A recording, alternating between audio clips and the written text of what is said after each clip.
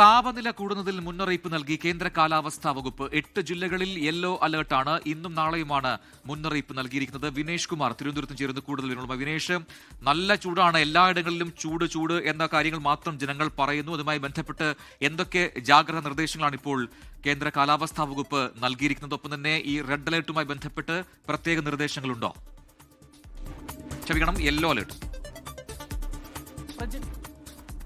പ്രജിൻ 8 ജില്ലകളിലാണ് ഇപ്പോൾ yellow alert ഉള്ളത്. അത് കണ്ണൂർ, പാലക്കാട്, കാസർഗോഡ്, ആലപ്പുഴ, കോട്ടയം, തൃശൂർ, മലപ്പുറം, കോഴിക്കോട് ജില്ലകളിലാണ് യെല്ലോ അലേർട്ട് പ്രഖ്യാപിച്ചിട്ടുള്ളത്. അതീവ ജാഗ്രത തന്നെ വേണം എന്ന് തന്നെയാണ് കേന്ദ്ര കാലാവസ്ഥാ നിരീക്ഷണ കേന്ദ്രം പറയുന്നത്.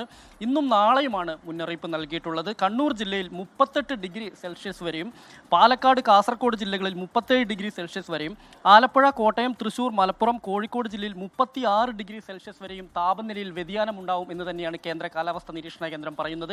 ഈ 2 ദിവസങ്ങളിലും വളരെ ശ്രദ്ധയോടുകൂടി തന്നെയായിരിക്കണം പുറത്തിറങ്ങുന്നത്. നമുക്കറിയാം, പ്രധാനമായും ഈ മെയ് മാസം പകുതി വരെ അത്യുഷ്ണത്തിലേക്ക് തന്നെയായിരിക്കും കേരളം പോവുക. കഴിഞ്ഞ കാലങ്ങളിൽ നമുക്കറിയാം പാലക്കാടെല്ലാം 43 ഡിഗ്രി സെൽഷ്യസ് വരെ ഉണ്ടായിരുന്നതാണ്. ഇത് വലിയ രീതിയിലുള്ള സൂര്യാഘാതത്തിനുള്ള സാധ്യത കൂടി ഉണ്ടായിരുന്നു. കഴിഞ്ഞ തവണ നിരവധി ആളുകൾക്ക് സൂര്യാഘാതം ഉണ്ടായത്, സംസ്ഥാന വ്യാപകമായി തന്നെ നിരവധി ആളുകൾക്ക് സൂര്യാഘാതം ഉണ്ടായത് നമ്മൾ കണ്ടതാണ്. അതുകൊണ്ട് തന്നെ പരമാവധി പുറത്തിറങ്ങുന്നതിന് സാധാരണ നമുക്കറിയാം പുറം ജോലി എടുക്കുന്ന ആളുകൾക്കാണ് ഇത്തരത്തിലുള്ള ജാഗ്രതാ നിർദ്ദേശം നൽകിയിട്ടുള്ളത്.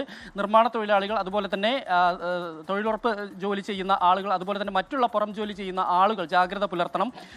രാവിലെ 11-നും വൈകിട്ട് ഉച്ചയ്ക്ക് ശേഷം 3 മണി വരെയുള്ള സമയങ്ങളിൽ പരമാവധി ഇത്തരത്തിലുള്ള ജോലി ഒഴിവാക്കുന്നത് ഉൾപ്പെടെയുള്ള കാര്യങ്ങളിലേക്ക് കേരള കാലാവസ്ഥാ കേന്ദ്രവും അതുപോലെ തന്നെ കേന്ദ്ര കാലാവസ്ഥാ കേന്ദ്രവും കർശന നിർദ്ദേശം നൽകിയതാണ്. അത്തരത്തിലുള്ളൊരു നിർദ്ദേശത്തിലേക്ക് തന്നെയായിരിക്കും കാര്യങ്ങൾ വരും ദിവസങ്ങളിൽ പോവുക എന്നുള്ള കാര്യത്തിൽ സംശയമില്ല. എന്തായാലും പരമാവധി വെള്ളം കുടിക്കുക, അതുപോലെ തന്നെ ഉഷ്ണം കൂടുതലുള്ള അല്ലെങ്കിൽ ശരീരോഷ്മാവ് വർദ്ധിപ്പിക്കുന്ന രീതിയിലുള്ള ഭക്ഷണങ്ങളും അതുപോലെ തന്നെ അത്തരത്തിലുള്ള വസ്ത്രം ഉപയോഗിക്കാതിരിക്കുക.